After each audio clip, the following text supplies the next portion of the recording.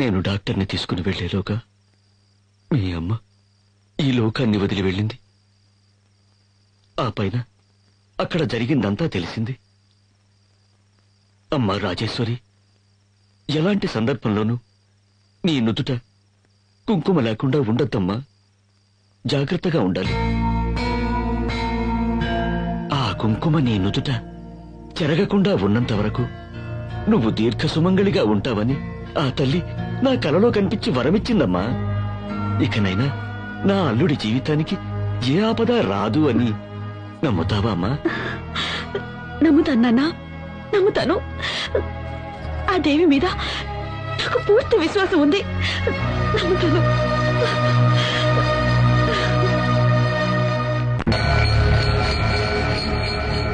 హ్రీం కాపాలి, క్లీం కాపాలి, హ్రూం కాపాలి, జ్వాల కాపాలి. మానవ రక్తాభిషేకం సమర్పిస్తుండా నా పెండ్లాము ఆత్మను ప్రత్యక్షం చెయ్యి మాత.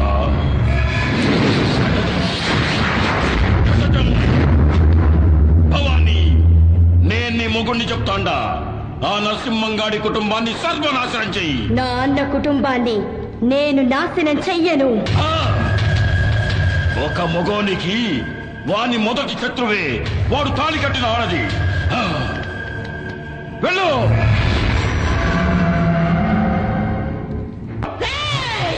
ఈ వీరమ్మ కడుపు మంట చల్లారిపోవాలి. పోతుందా? ఏందమ్మా నువ్వనేది? నా కడుపు ఇక్కడ ఇంత కాలిపోతుంటే ఆ నరసింహంగాడి కుటుంబం అంతా సంబరాలు చేసుకుంటున్నారా? సంబరాలు. అమ్మా, అవును కొడుక. ఆ తల్లి శక్తి వాళ్ళ మీద ఉన్నంత వరకు వాళ్ళను ఎవరు ఏమీ చేయలేరు. అమ్మా, నేను నేర్చుకున్న మంత్రశక్తి విద్యలతో ఆ కుటుంబాన్ని సర్వనాశనం చేస్తా. మంత్రశక్తి కన్నా దైవ భక్తికే శక్తి ఎక్కువ కొడుకు. దానికి నన్ను ఏం చేయమంటావమ్మా? చెప్పు. ఆ దేవి గుడిలో జరిగే విజయదశమి ఉత్సవాలు ఆపేయాలి. దానికి దీనికి ఏందమ్మా సంబంధం? ఉంది. ఆ పెద్దమ్మ తల్లి గుడిలో కొన్నేళ్ల క్రితం జరగవలసిన విజయదశమి పండగ ఆగిపోయినందుకు ఆ పెద్దమ్మ తల్లి కోపానికి బలైన ఆ ఊరు అల్లకల్లోలమై అత్తలాకొతలమై రోగ రుజనాలతో నలిగి నలిగి మండి మండి శ్మశానమైపోయింది. అదే గతి మళ్ళీ ఆ ఊరికి దాపురించాలి అంటే వచ్చే దసరా పండగ ఎలాగైనా ఆగిపోవాలి.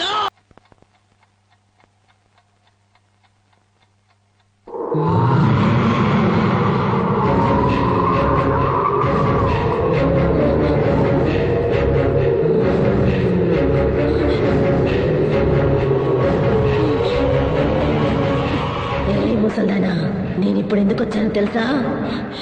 నీ కథ ముగించేయడానికి.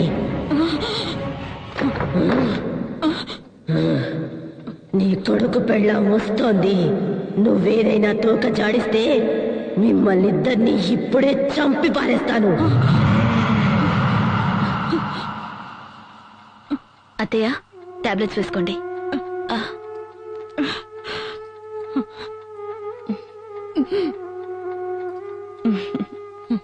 పడుకోండి.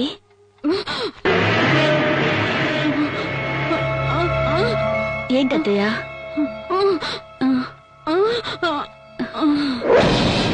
నన్ను ఇక్కడే పడుకోమంటున్నారా? అలాగే, ఇక్కడే పడుకుంటాను. అమ్మా, నువ్వు వెళ్ళమ్మా, నాన్నమ్మతో నేను పడుకుంటా. అత్తయ్య, ఇన్నాళ్ళు దేవిని బలవంతంగా మీ దగ్గర పడుకోబెట్టుకునేవారు. ఇప్పుడేంటి వద్దంటున్నారు? పసిపిల్ల ఆశపడుతుంది, పడుకోనివ్వండి.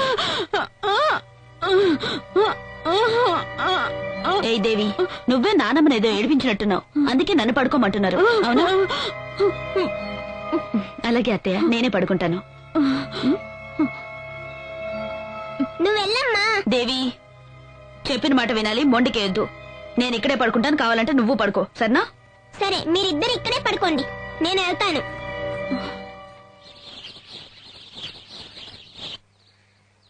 ఇంకొంచెం వెనక్కి డాడీ.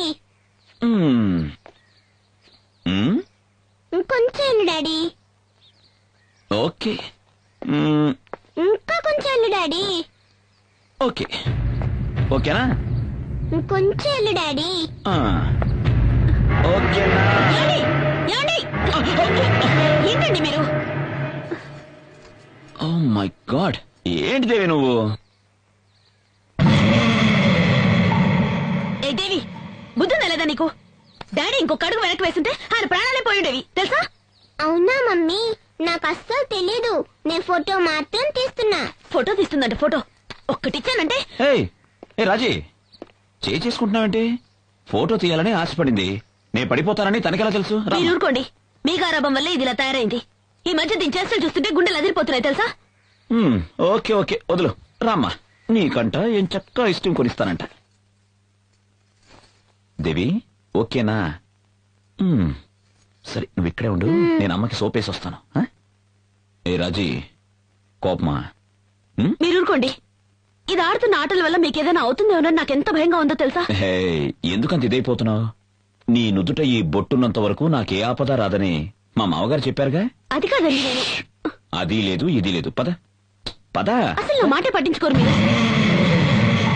నీ నుదుట కుంకుమ ఉండేంత వరకు నీ మొగుడిని చంపడం కుదరదా? అయ్యగారు, చెన్నయ్య గారు. ఎవరండి మీరు? ఏ ఊరు నుంచి వచ్చారు? మాది వెంకటాపురం అమ్మా. చెన్నయ్య గారితో ముఖ్యమైన విషయం మాట్లాడాలి. ఏమండి? ఎవరు మీరంతా? అయ్యా, మా ఊరుకు చిన్న నీటి సమస్య వచ్చిందయ్యా. మా పై ఊరు కామందు రామయ్య మాకు అసలు నీళ్లే వదలటం లేదు. ఈ సమస్యను మీరే ఎలాగైనా పరిష్కరించాలయ్యా. ఓహో, పెద్దయ్య గారు బతుకున్నప్పుడు ఇట్లాంటి తగాదాలు వస్తే ఆయనే వచ్చి పరిష్కరించేవారయ్యా. మాకు అండగా ఉండేవారయ్యా. ఆయన వెళ్లిపోయి మేమంతా అనాథలయ్యామయ్యా. దయచేసి మీరే ఆయన స్థానంలో నిలబడి మా అందరికీ న్యాయం చేయాలి అయ్యగారు. వెళ్ళిరండి. మీ నాన్నగారి స్థానంలో నిలబడి న్యాయాన్ని కాపాడండి. పదండి.